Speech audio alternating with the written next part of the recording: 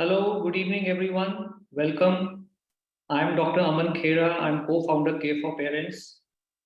Thank you all for joining today. Today we have organized a very interesting discussion. Rather, it's not a discussion, it's a question and answer session about heart diseases, and some tips on how to maintain our heart as a healthy heart. Before we begin, I would like to inform you that today in India, heart disease is one of the most common chronic problems that people are suffering from. Means it's a long-term disease and it's one of the most common such diseases. We all know that diabetes is a risk factor for developing a heart disease. And today, unfortunately, India is becoming the diabetes capital of the world. That means around 18 to 20% of the population are expected to be having diabetes. Now, why I'm mentioning this is because if so many people are suffering from diabetes, we can understand and imagine that what would be the extent of the heart disease in this country. Many of us are already suffering from, or we are having some sort of a heart ailment, which could be high blood pressure, or which could be angina, or have undergone some procedures like angiography, angioplasty, maybe a heart surgery. Some of us have gone through it, or maybe our relatives, friends, parents, people have gone through these procedures, and maybe they're doing well. They're taking the medications, everything is stable. But in the back of the mind, there are occasions when we have some questions, some queries, some doubts, some fears for which we do not have any right kind of answer. Because this is a very common situation, we tend to talk to our friends, relatives, we get all sorts of answers. There are so many myths also about various techniques of management of heart disease.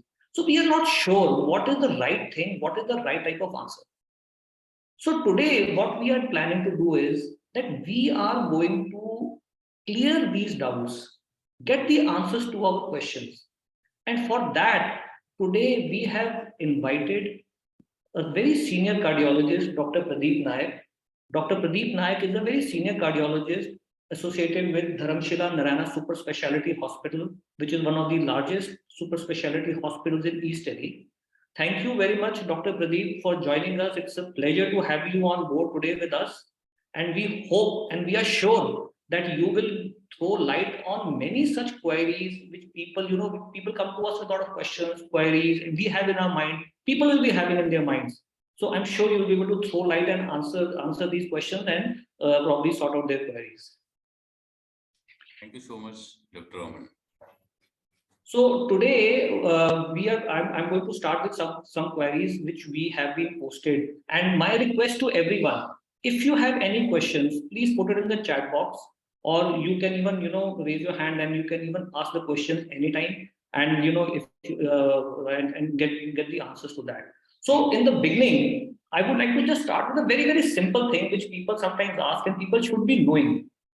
Is Dr. Pradeep, what do you think are the main signs and symptoms that people should be aware of that they are having a heart disease? Or let's say, what can be the warning signs that everyone should have in the back of the mind that this particular sign or a symptom could be because of a potential heart disease? Okay, good evening, everyone, and thank you, Dr. Aman, for giving this opportunity. And I will definitely be thankful to everybody who is attending this seminar. So this is a precious time.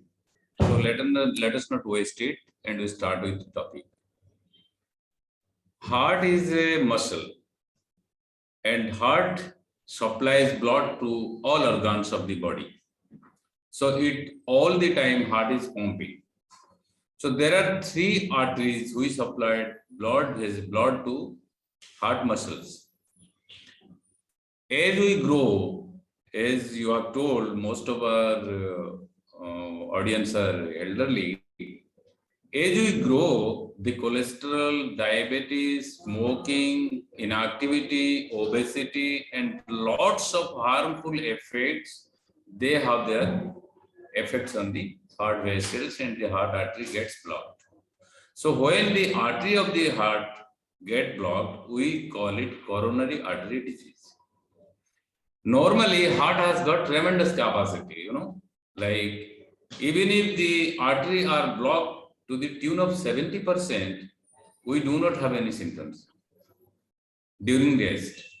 So after 70%, when we walk around or climb off hill or do excessive exertion, we can have chest pain, central chest pain, radiating towards both the arms, to the jaw or to the shoulders, sometimes associated with symptoms of sweating, a very uneasy feeling, and a feeling that something is happening to me. So these symptoms, we call it angina. So it can happen during exertion, during rest. These classical symptoms through which we try to diagnose that patient has got a coronary artery disease.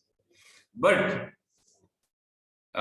when we deal with the elderly patients, like people who are 65 years, 70 years, 75 years or older or more than that, these classical symptoms are many times absent.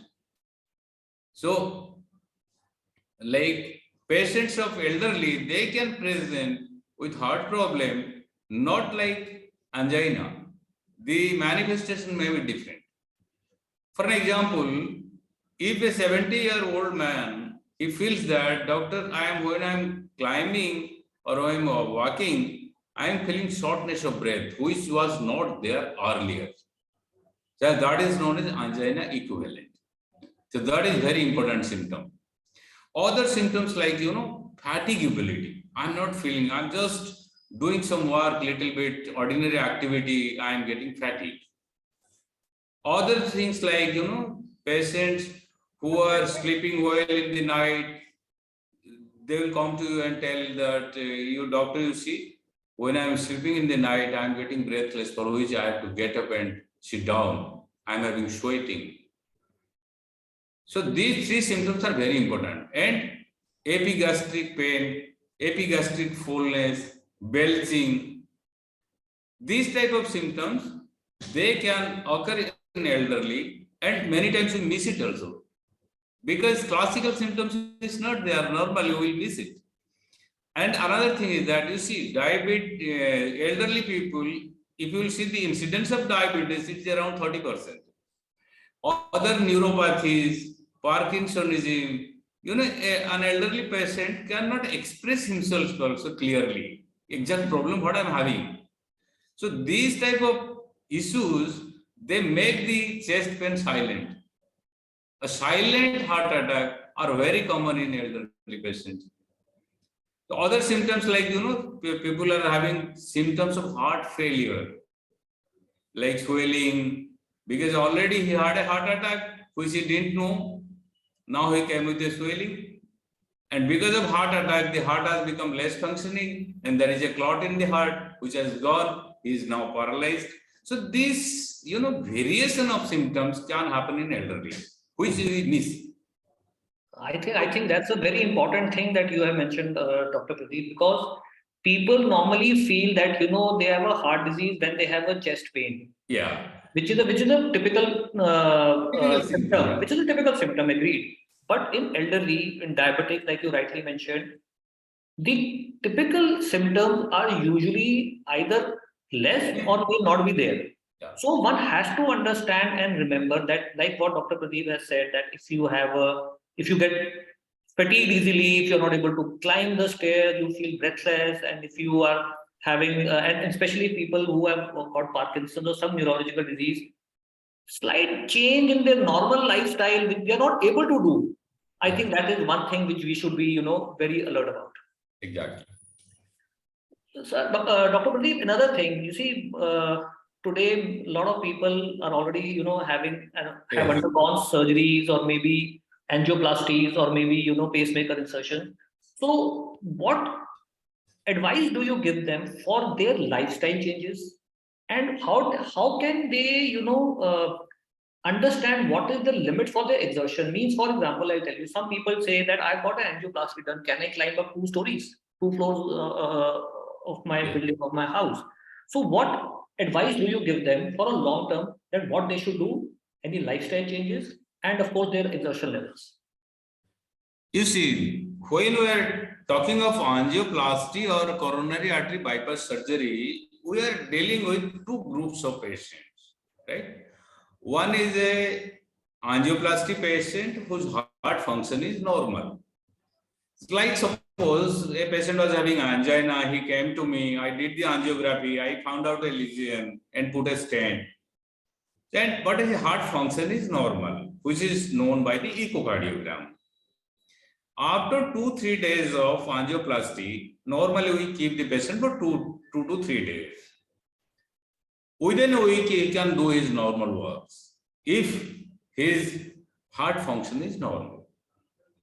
So, angioplasty, normal heart function. There is another group where angioplasty has been done, but the heart function is less. Suppose patient has got a heart attack, but we did a angioplasty, he came in the time within window period of 6 hours. We did the angioplasty, but still his heart function is less. Normal heart function is around 55 to 60% as we presume. Suppose his heart function is 30%, 35%. In his scenario, number one, his stay in the hospital will be more.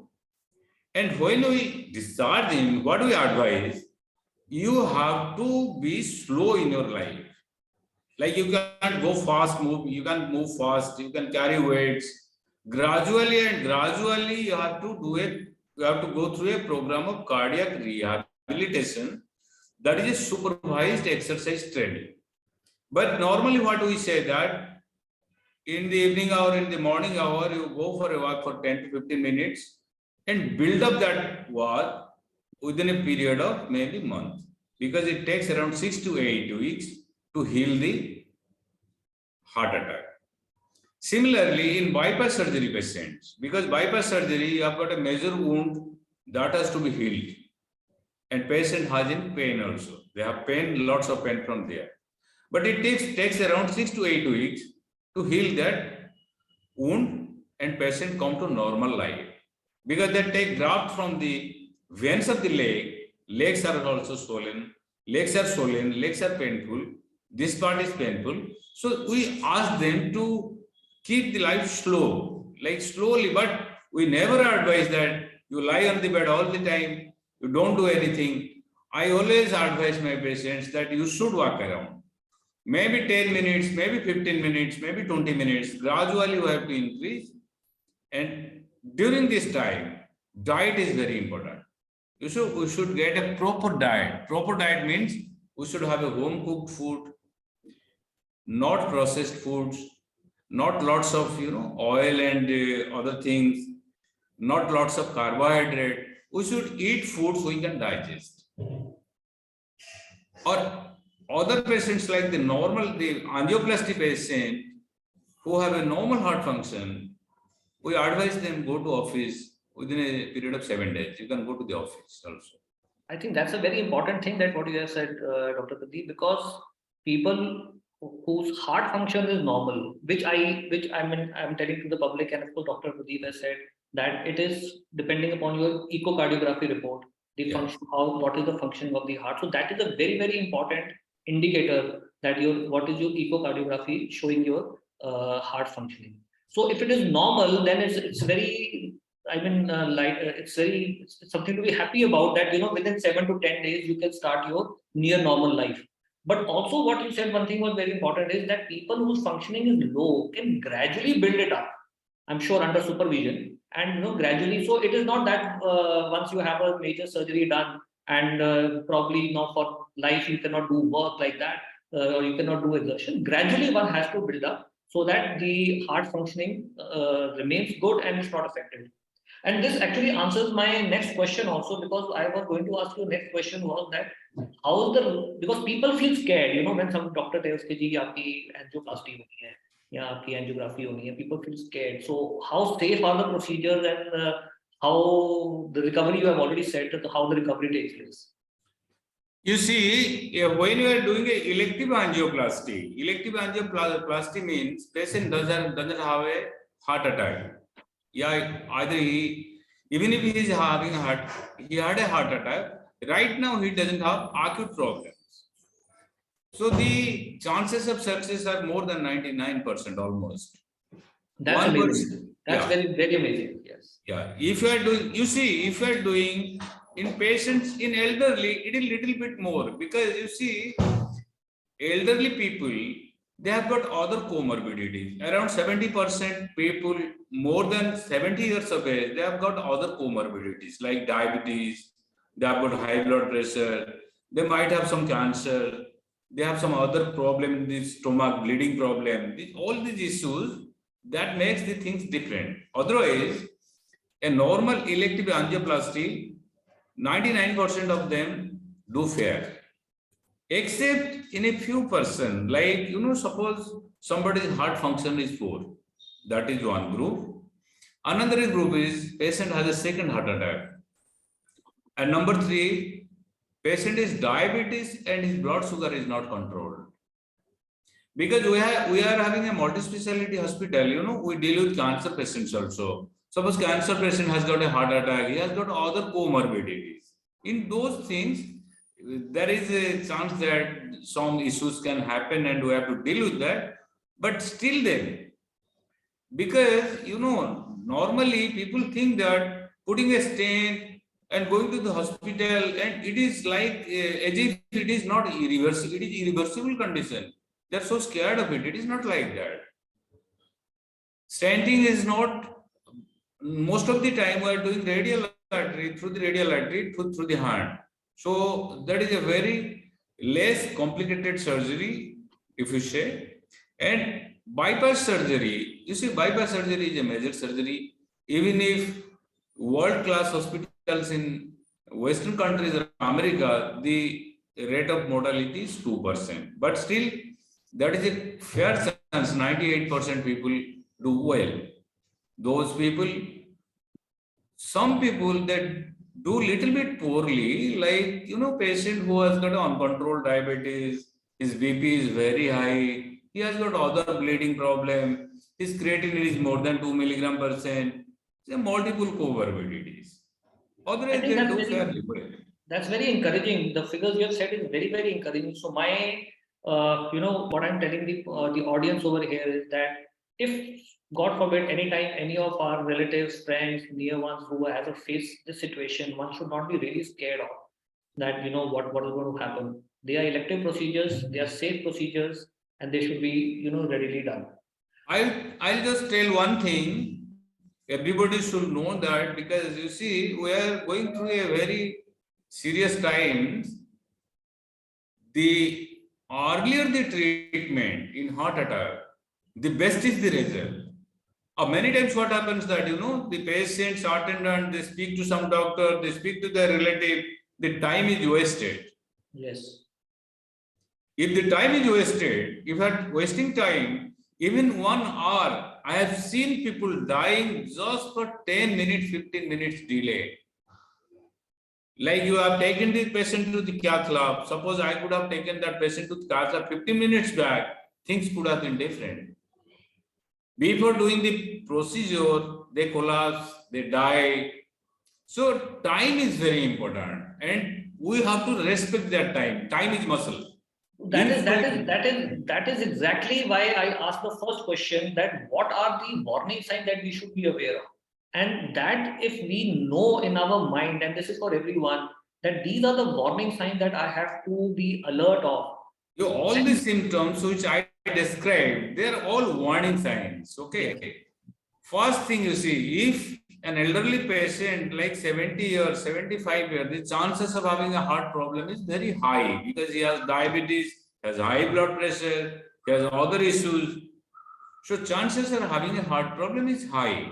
And it is very difficult for a layman to know that he's having a heart attack.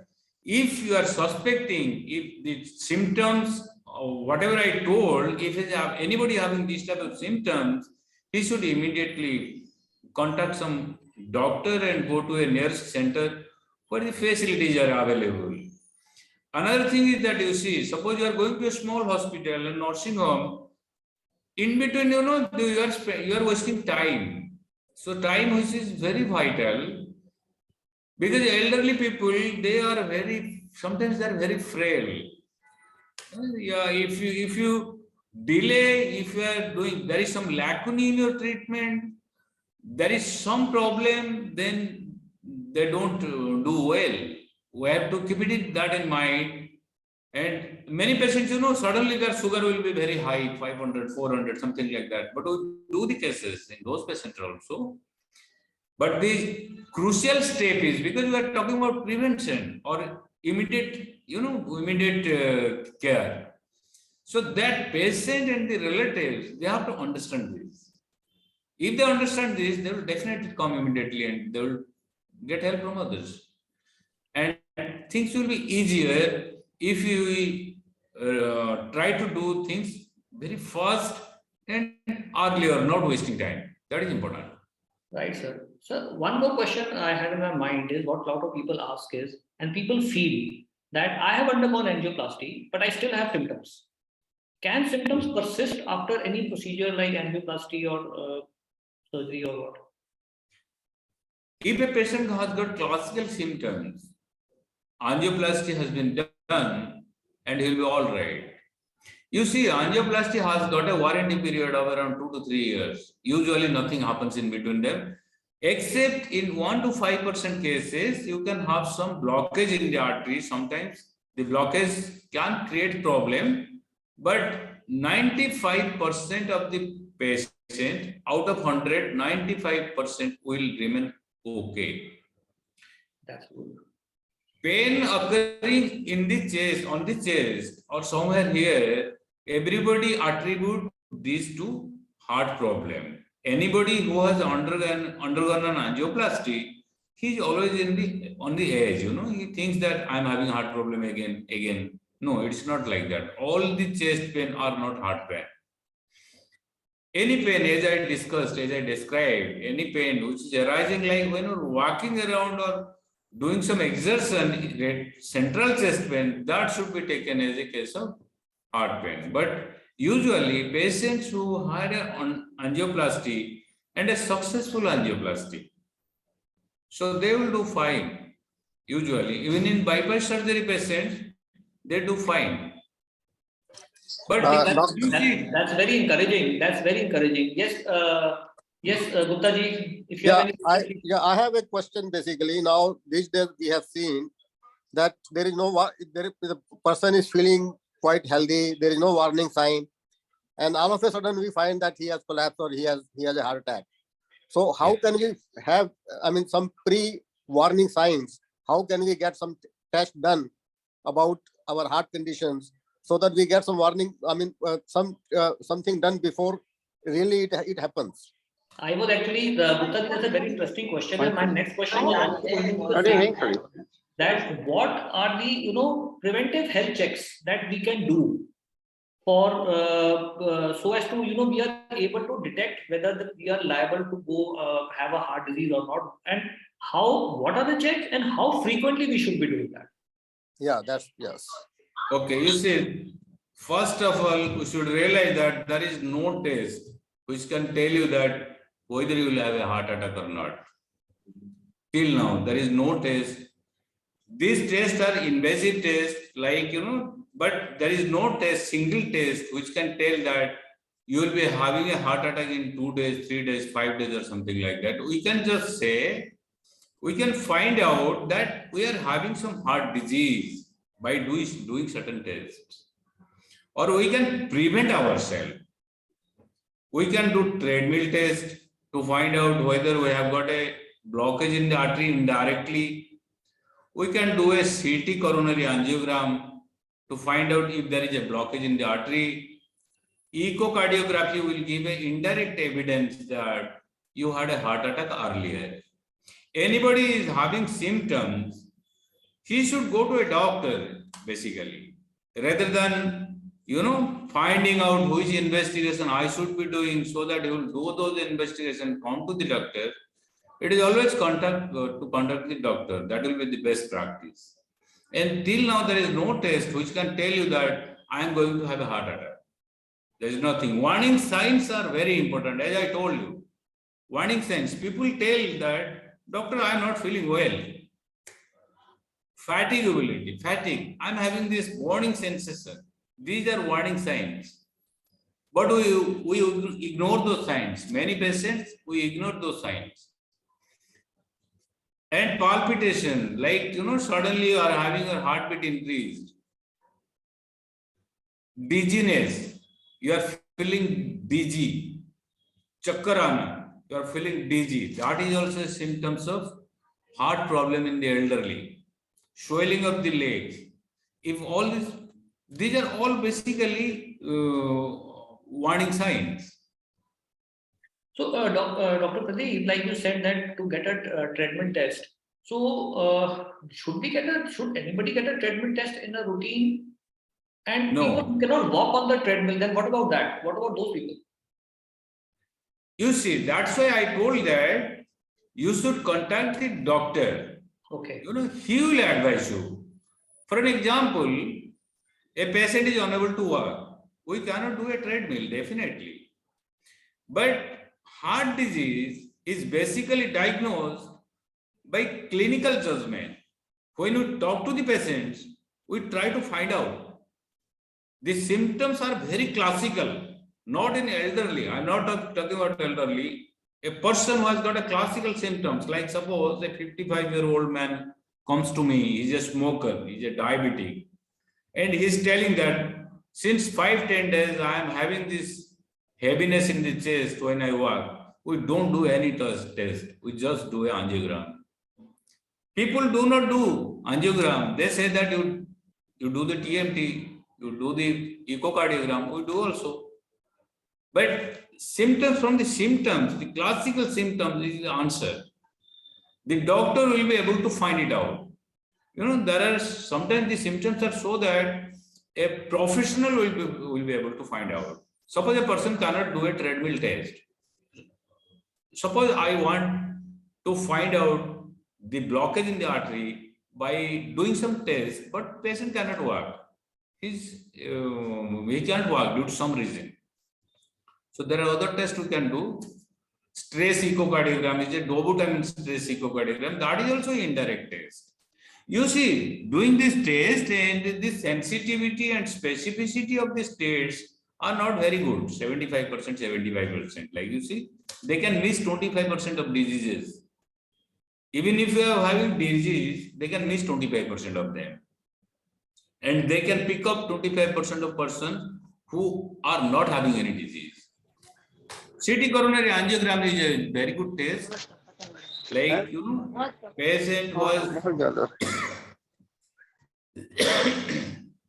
Sorry. Yeah.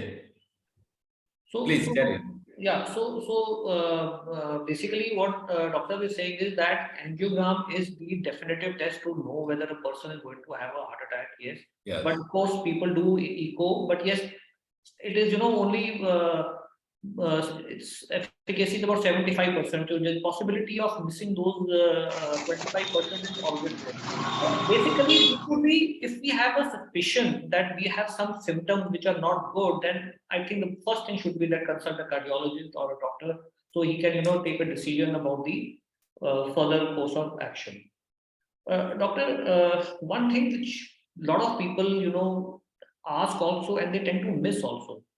There are people who are already taking treatment for high blood pressure or maybe for their heart attacks or their angina or undergone their surgeries. How often, even when they're normal, how often should they meet their cardiologist? Right. You see, a person will start with the angioplasty first. Suppose I did angioplasty in a patient today. After 2 to 3 days, I will discharge him with an advice to come to me after 7 days. And on 7 days, we'll do some blood tests like hemoglobin, because after angioplasty, we give blood thinners. And these blood thinners, they have some bad effect in 5%, maybe 2% cases on the blood cells and things like that. So we try to find out if the patient is not losing any blood anywhere, his hemoglobin is okay, his blood urea is okay, his creatinine is okay. If he is a diabetic, his sugars are okay. Then after 7 days follow-up, we ask him for a follow-up after 1 month. This is standard practice in a patient who has done angioplasty, who has underwent an angioplasty, and his heart function is normal. After 1 month, after next visit 1 month, we do an echocardiogram, a ECG, and a lipid profile. Because after angioplasty, we give lipid medications, we give blood thinners, and we give other medications, like bit of other medications. So we see whether the patient is tolerating this medication well. If he is tolerating well, his ECG is okay, he doesn't have any symptoms, his echo is okay, and his cholesterol, the deranged cholesterol is getting better, we just send him, and I ask for a follow-up after 3 months. So this patient will be getting a follow-up every 3 months. If suppose somebody is staying in Bihar, he doesn't have to come. 6 months, he can come once in a 6 months also. But in patient who are complex disease, like his heart function is less, his diabetes is less, diabetes is there, he has got a high blood pressure, his kidney creatinine is high, then we ask for a regular follow-up, maybe every monthly, and we do all those tests like creatinine, sugar, hemoglobin. These are simple blood tests we have to do. We don't usually, you see, echocardiography is a costly investigation. It is around 3,000, 4,000 rupees. So usually we don't do echocardiogram. Even if we do echocardiogram, we do yearly basis, on yearly basis. So with any patient, if you're thinking that you have to try to find out something on echocardiogram basis, then yearly echocardiogram is enough. Well, I think this is a very, very important thing which I request everyone to be very careful about. If anyone you know, or if in your family or somebody has undergone angioplasty or has had a heart disease, please make sure that you visit your cardiologist at least once in 3 to 6 months. Even if you have no symptoms, it is important, it's imperative, you should go and at least get an echo done once in a year. This is very, very important. The most important thing is that, you see, you have to take some medicines, that is more important. Yes, of course. But people, what they do, they do hustle and bustle about this medicine. They stop this medicine, stop that medicine. They will come and ask you, doctor, this man is telling you take this medicine, that medicine. So that you should not do. At least. Yes. If you have faith in your doctor, you see, one should have a faith in somebody. If I don't have faith in you, then I will not come to this seminar. I felt that you are a genuine people, and you have asked me to tell something about people will listen. That's why I came, you know.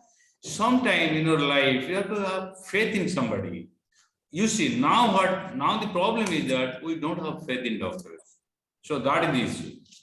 But every doctor is not like that. If you take 100 people in any branch, engineer, computer, doctor, 5% people are not genuine. I believe that, and everybody knows that. But nowadays, so because you see, treating patients and treating serious patients.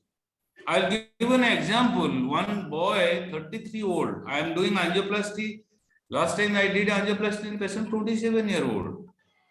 But you see, people, he had symptoms for 3 to 5 days, and he came to the hospital. But even in the hospital, we lost 3 hours for that, and we could not save him. Dr. Saab, if I can just ask one quick question. If you can throw some light on the dilation of aorta, because in my case, particularly about 6 years back, I had no symptom or nothing. I just had some breathing problem, and I was detected. They did echo test, and I was detected basically that I have dilation of aorta, aorta in. And at that time, I mean, the doctor basically scared me that you have to go in for a bypass surgery. But then I went to other doctors, and they did the test again. Of course, the aorta was dilated, but they said it's not to an extent that it needs surgery or something. And now every year I'm going in for this echocardiogram.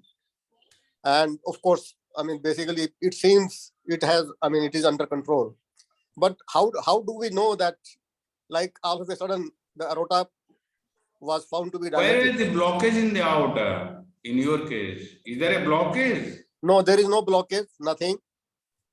And only the echo test found that there is a dilation in the aorta. Dilatation, for dilatation, you don't do rotablation, you put a stent there. No, And they just measured. stents are there. I mean, like when there is a pipe and fluid is flowing, the pipe bulges. That's what it was told to me. There is That dilatation. You see, there are two types of treatment. There is known as aneurysm of the aorta. So for that, there are two types of treatment. This treatment, one is surgery, another is putting a stent so that the dilatation closes. You see, in your case, what I think, they have put a stent, right? No, they did not put a stent. There's nothing. I have not done any treatment. Now it is 7 years more or less. And every year I am going in for the echocardiogram test. And I have it to is know found the to be. details of this here before giving any opinion on this. I think, Mr. Gupta, you'll have to probably share your report and Yes. Okay. I have to see those reports and everything. Then I will share my report on with the Dr. Aman, and maybe then I will seek your advice. Yes, and we can have a consultation for you. You know, Sure, definitely. Okay. We can Okay, book thank a you. consultation for you on that. Thank you very much. Thank you very much. Yeah. Dr. Pradeep, one thing which you were mentioning was very important about the frequency and the regularity of medicines, which is very important. People Yes. should be very, very regular and make sure that they don't, miss their medicines. Yes. But occasionally, sometimes what happens is that people forget or tend to miss their medicine and suddenly, I forgot मैंने रात की दवाई नहीं खाई, I forgot the last night medicine, or maybe I forgot the morning medicine, because they're on critical medicine like blood thinners. So then what should they do? Suppose they have a night medicine and at night 1 o'clock they remember, I forgot my medicine, and the next is due in 7 o'clock. So what should they do? You see, because he thinks like that, because we have told him to think like that. We have told that these medicines are very important. You have to take it regularly at a particular time. So that's why it is in his mind that I have to take the medicines, I have to take the medicine. But if he misses one dose, skips one dose, nothing is going to happen. But that should not be on a regular basis. He should take the medicines regularly. Suppose he is missing one dose, you don't have to take the extra dose. But suppose in case, suppose a patient has to undergo a surgery. So we deliberately miss the dose for 5 days. So then we have to restart the medicine with a higher dose.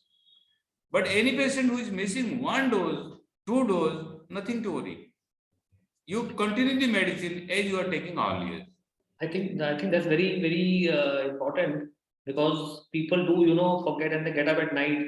Now it is 2 o'clock. Next dose is due at, let's say, 8 o'clock. He was supposed to take the medicine at 8 in the evening, but he did not take. So should he take it now or not? So I think it's safe to, if we can. You can take. Suppose you have to take the medicine at 8 o'clock and you can remember it at 4 p.m. that I have missed the medicine. You take the medicine. Okay. There is nothing. You can take that medicine. Anybody wants to ask any questions, can please feel free to ask, because that's what the session is for. Doctor, winters are now approaching, and it's people say that in winters sometimes you have to change the dose of the medicines. Yes. What is your opinion, and what tips do you want to give to the people about the company? You see, there are 2-3 scenarios where we have to be cautious about medicines, or we would like to change the medicine. In winters, the BP becomes little bit high because it is cold, and BP definitely it is little bit high. We take more diet, we have our weight increased, and we pass because of that the BP is little bit high. So the BP medicines has to be adjusted. Suppose somebody was getting one medicine only one time, so maybe we have to increase it. That is one. And another medicine we give in patients of heart failure is a diuretic, which increases the urine. And in winters, we sometimes increase the dose of that medicine. Otherwise, rest of the medicines, blood thinners, cholesterol medicines, diabetic medicines, we don't do any change. These are the two medicines. Patients who are having a high blood pressure and they are getting some medicines. In winter, sometimes we have to increase the medicines. And when the summer comes, we have to gradually take it out. Usually it happens, but not in all patients, some patients. So is this change in the medicine permanent feature, or is it just for? No, not at all. Not at all. When the winter goes away, the summer comes. During summer, our BP goes down in comparison to winter, because we have lots of sweating, salt goes out, and we have a BP which is less in comparison to winter. So the requirement of BP medicines are little bit less in summer. So when you have increased the dose of medicines in winter, gradually we take it away. Even many patients, they know it, they do it by themselves. Who was having high blood pressure since a long time, they know these things. That's one more question, if you can kindly help me. These days I just read one news report that for elderly people like above 70 or so, there is a change in the blood pressure limit now, that it's not as we used to hear 130/90 or something. Now, what is the limit of the blood pressure for elderly people? You see, elderly, the BP in elderly usually is the upper BP which is high, because with passage of time, our arteries become more stiff, more stiffer arteries. So systolic blood pressure is high. It is otherwise called isolated systolic hypertension. So earlier we used to keep 150 as the level above which we used to call it that it is high blood pressure, and we used to treat them. So nowadays, because of lots of trial and everything, now they say that if the BP is more than 140/90, then we should try to treat this blood pressure to keep it below 140/90. That doesn't apply to diabetic patients. Diabetic patients, we keep BP little bit lower, like 130/80. But in elderly people, like more than 70 years age, the BP cutoff, earlier it used to be 150, now it is 140/90. It should be less than 120/90. Okay, thank you very much, Doctor. So this is very important, that now winters are coming. So winters are coming, so we have to be very careful about our blood pressures. We have to make sure that they remain within the normal limits. Not for all, but for some, maybe the medicines dose may have to be changed. So the best thing is keep checking your blood pressure very regularly. It is important. And in case of any problem, do consult the doctors. Do let us know at Care for Parents team. Let us know, and we can, then help you in getting connected with the cardiologist. Doctor, well, one or two things I would like. One thing is that exercise. How much exercise one should do? Yes, very important. Yeah. Right. You see, it has been seen that in elderly people who are 70 years old, more than 70 years old, if they can walk, and they can walk for more, maybe 1.5 miles a day. 1.5 miles is around 2 to 3 kilometers. The chances of getting these heart problems is less than 50% in comparison to those who walk less than that. So brisk walk, and we always tell moderate intensity exercise. You might have seen People, going, they're dying in the gym, they're dying in the dance floor, like that. So we always advise moderate intensity exercise, like 10 to 15 minutes you walk, then you increase gradually, maybe after a period of 15 days to 15 to 20 minutes. So at least we advise you should walk around 40 to 50, 45 to 50 minutes every day, 5 days a week, if you can walk. And because walking and physically staying physically active is a plus point. Because we all are having these all modern diseases, diabetes, hypertension, cholesterol, kidney problem, heart disease. So physically activity is a must. Number two, I would like to say diet. Our diet should be good. You see, diet is the most important thing for which we are having these problems. Indians are more prone to develop heart attack in comparison to Western countries. And in Indians, the heart attack comes earlier, maybe a decade earlier. People at 40s, 30s having heart attack. Why it is like that?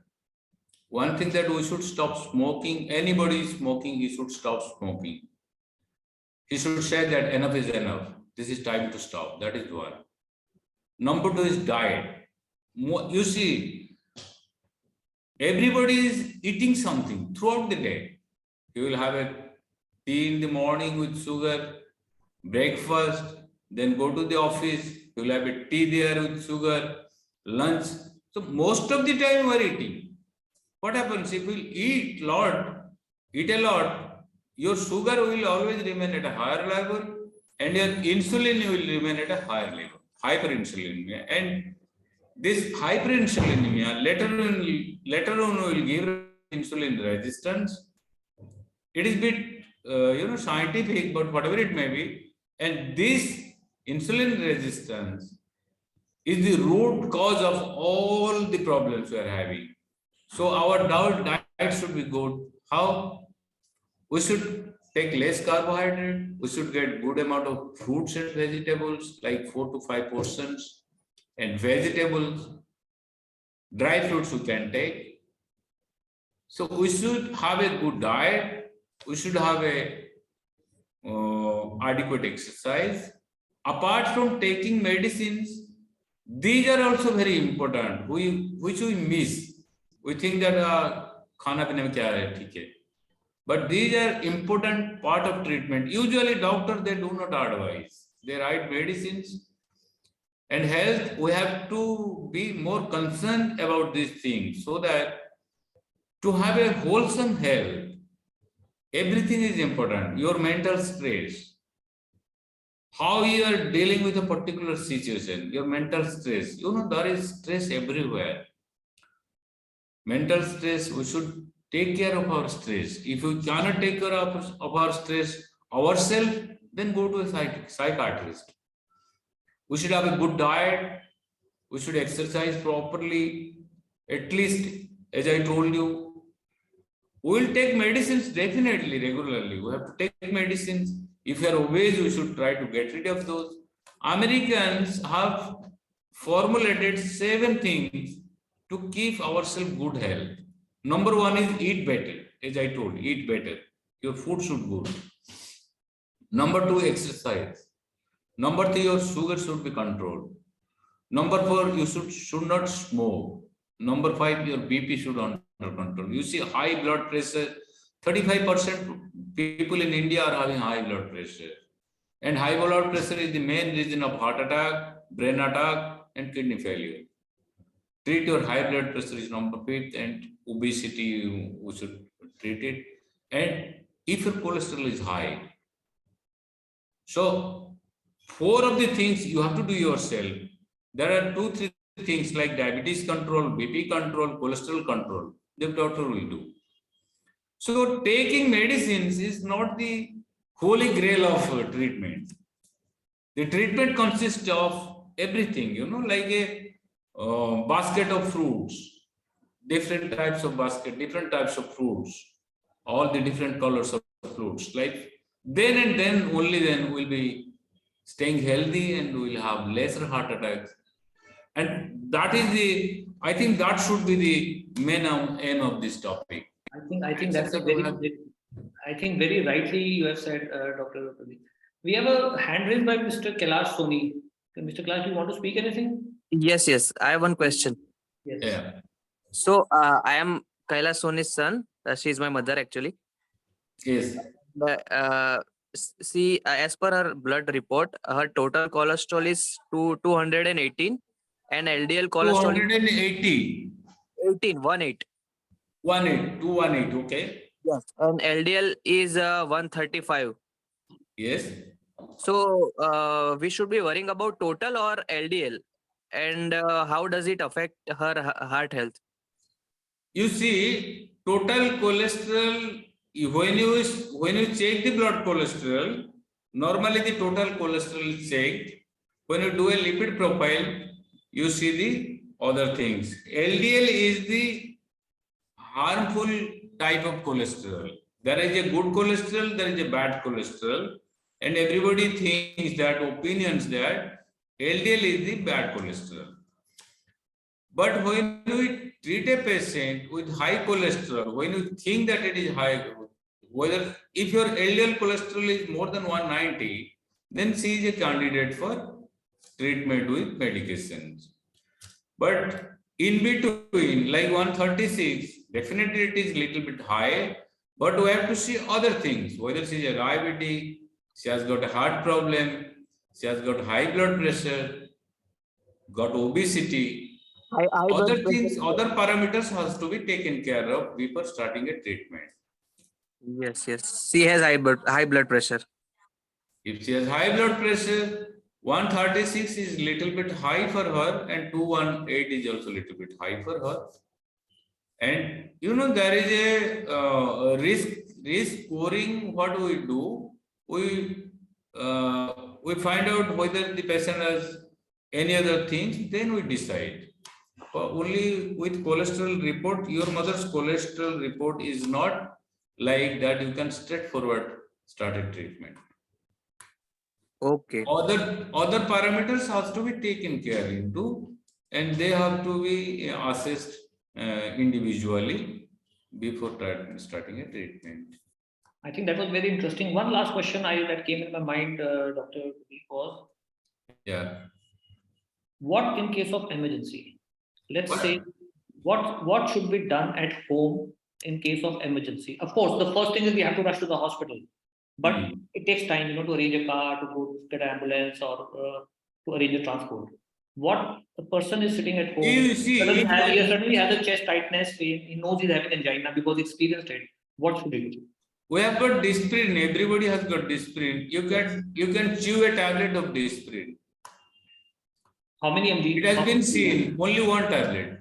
It has been seen that in 18% cases, like 100 heart attack, 18% to 20% cases, Disprin cures it. So you chew the tablet, not take it. Yeah, chew. That is very important. Don't take it, chew it. Chew it. Yeah.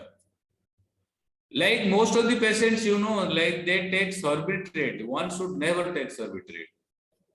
I don't advise, because sorbitrate is a medicine. You take sorbitrate, your BP will fall, and that will create problem. Many patients of heart attack, their BP is already on the lower side, and you take a sorbitrate, they will just collapse. So sorbitrate should be avoided. As you told that, definitely will go to the hospital.